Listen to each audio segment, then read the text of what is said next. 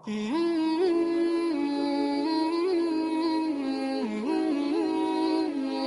اللہ الرحمن الرحیم۔ ڈپریشن کیا ہے؟ ڈپریشن کو ہم اپنے سے کیسے دور کر سکتے ہیں؟ ڈپریشن جب انسان نا امید ہو جاتا ہے، انسان کا کوئی کام نہیں ہوتا، جب انسان کو ایسا لگنے لگتا ہے کہ میرے لیے سارے راستے بند ہو گئے ہیں، تو انسان اس نا امیدی کے اندر ڈپریشن میں چلا جاتا ہے۔ انسان سمجھتا ہے کہ اب میرا یہ کام نہیں ہو پائے گا، لیکن اللہ تعالیٰ قرآن پاک میں ہی اس ڈپریشن کا حل بتاتے ہیں۔ جب بھی انسان کو ڈپریشن ہو تو انسان سب سے پہلے یہ سوچے کہ اس سے پہلے جب میرے اوپر ایسے حالات آئے تھے تو ان حالات کو کس نے دور کیا تھا؟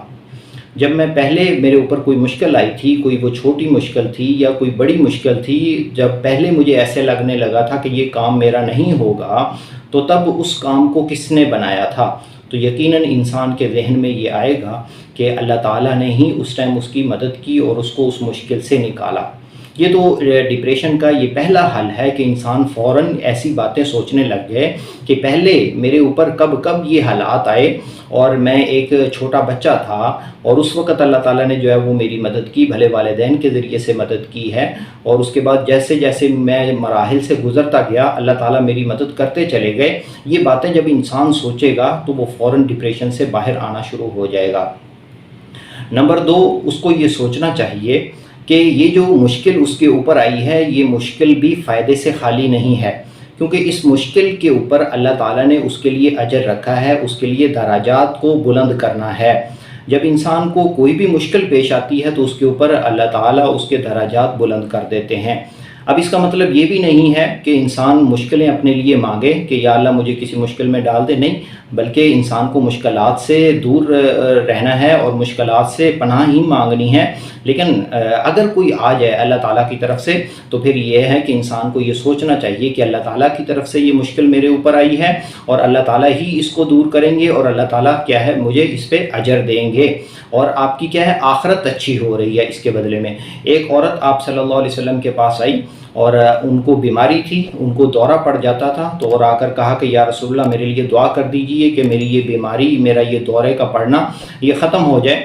تو آپ صلی اللہ علیہ وسلم نے فرمایا کہ میں دعا کروں گا، آپ کا یہ دورہ پڑنا یہ ختم ہو جائے گا، لیکن پھر جنت کی کوئی گارنٹی نہیں ہے۔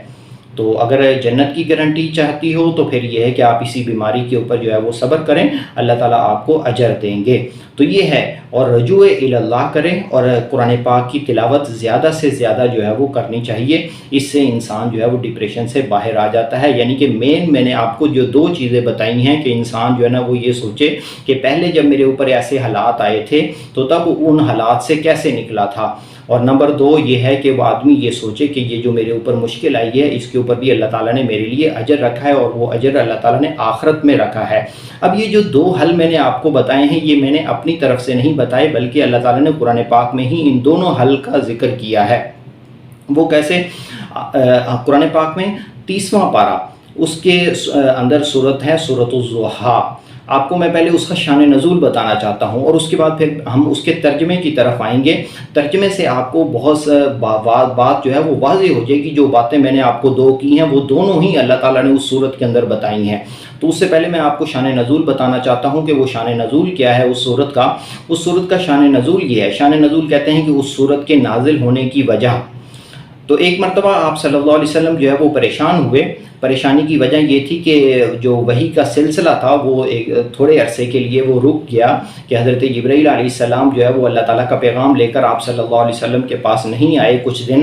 تو آپ صلی اللہ علیہ وسلم پریشان ہوئے۔ پریشانی کی وجہ یہ بھی تھی کہ جو کفار تھے، مشرکین مکہ تھے، انہوں نے بھی یہ کہنا شروع کر دیا کہ آپ کے رب نے آپ کو چھوڑ دیا ہے۔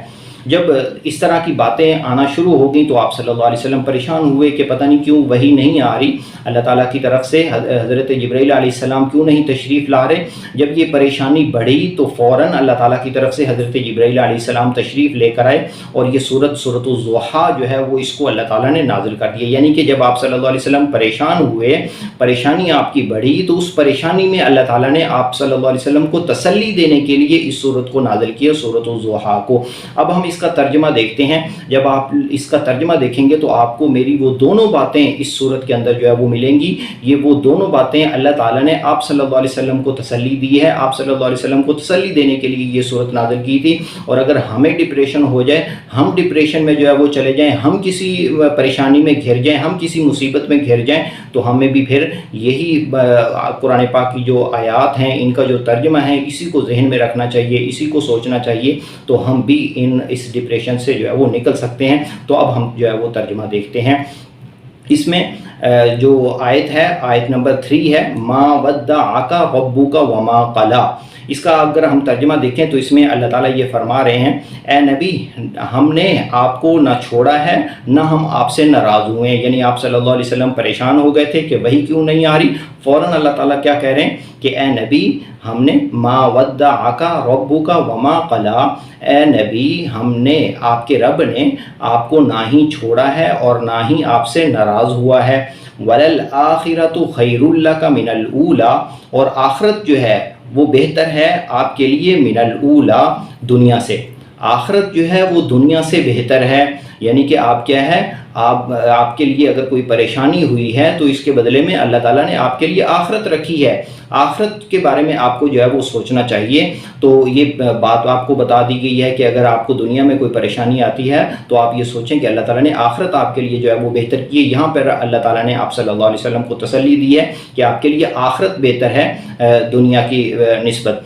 आगे अल्लाह ताला ये फरमाते हैं, वलसौफा युअतीका रब्बुका फतरज़ा, जल्द आपका रब आपको इतना देगा कि आप राज़ी हो जाएंगे। ठीक है, आप डिप्रेशन में हैं, आप सोचें कि अल्लाह ताला आपको इस रास्ते से निकालेंगे और आपको ऐसा इतना देंगे कि आप क्या है वो राज़ी हो जाएंगे। ये आप सल्लल्लाहु अलैहि वसल्लम को तसल्ली दी गई है। आप भी ये सोच सकते हैं कि अल्लाह ताला आपको इस मुश्किल से निकाल के इसका नेमुल बदल आपको ऐसा अता करेंगे कि आप क्या है आप खुश हो जाएंगे। आगे अल्लाह ताला ये फरमाते हैं, अलम यजिद का यतीमन फ़आवा, कि हमने आपको यतीम पाया, फ़आवा फिर हमने आपको क्या किया, ठिकाना दिया। ये वो बातें हैं कि यानी कि आप पहले सोच लें कि पहले आप किस मुश्किल में घिरे हुए थे। अल्लाह ताला ये फरमा रहे हैं कि आप ज़रा सोचें कि जब आप यतीम थे तो तब आपको ठिकाना किसने दिया। ठीक है, तब आपको पाला किसने, आपकी परवरिश किसने की, हमने किसके हाथों पे आपकी जो है ना वो परवरिश कराई। आपके दादा ने आपकी परवरिश की, फिर उनकी वफ़ात के बाद आपके चचा हज़रत अबू तालिब जो थे उन्होंने आपकी जो है वो परवरिश की। तो इस तरीके से आपने कहा कि हमने आपको ठिकाना दिया। और फिर आगे अल्लाह ताला फरमाते हैं, ववजदका ज़ाल्लन फ़हदा, आप नावाकिफ़ थे फिर हमने आपको राह दिखाई। ववजदका आइलन फ़अग़ना, और आपको तंगदस्त पाया, फ़अग़ना फिर हमने आपको मालदार बना दिया। ठीक है, आप तंगदस्त थे, आपके पास माल नहीं था। अल्लाह ताला ने आपकी शादी जो है वो हज़रत खदीजा रज़ियल्लाहु ताला अन्हा से करा दी, और जिन्होंने अपना पूरे का पूरा माल आप सल्लल्लाहु अलैहि वसल्लम के जो है वो हवाले कर दिया। तो इस तरीके से यानी कि आपको बताया जा रहा है कि आप उन बातों को सोचें कि जब आप पहले मुश्किल में घिरे थे तो तब भी हमने आपकी मदद की थी।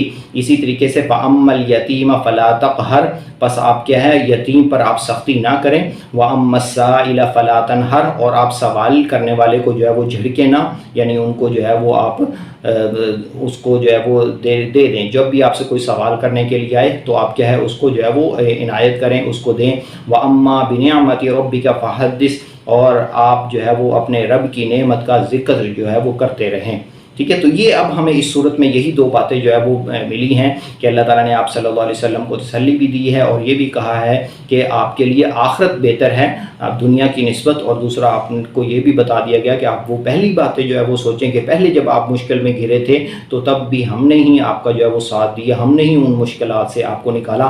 तो हम भी आज यही इन दो बातों को अगर सोचेंगे जब भी डिप्रेशन में हों तो यकीनन हम भी जो है वो डिप्रेशन से निकल सकते हैं। अल्लाह ताला से दुआ है कि अल्लाह ताला हमें तमाम अमराज से हमारी हिफाजत फरमाए।